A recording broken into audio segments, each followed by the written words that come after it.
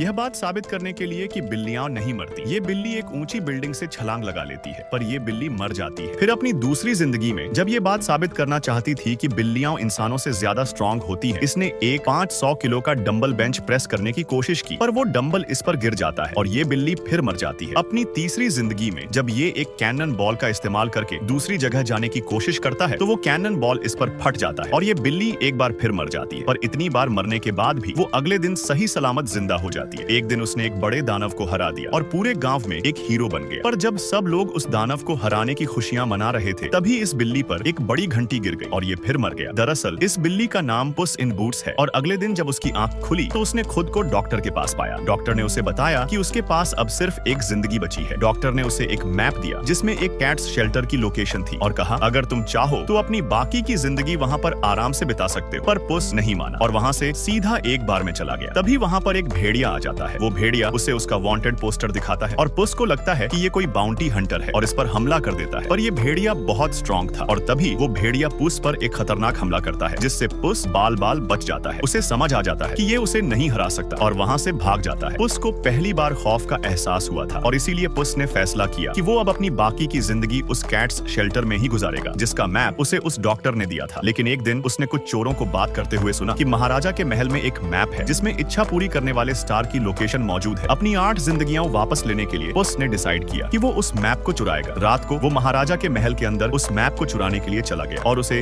वो मैप मिल भी जाता है। पर तभी उस पर कोई हमला करता है, पर ये उसकी पुरानी गर्लफ्रेंड किटी थी। तभी वहाँ पर वही चोर भी आ जाते हैं और जब वो सब लोग एक दूसरे से लड़ रहे थे, पुस अपनी गर्लफ्रेंड किटी के साथ वहाँ से भाग जाता है। भागते भागते उसकी नजर अचानक उस बाउंटी हंटर डेथ पर पड़ती है।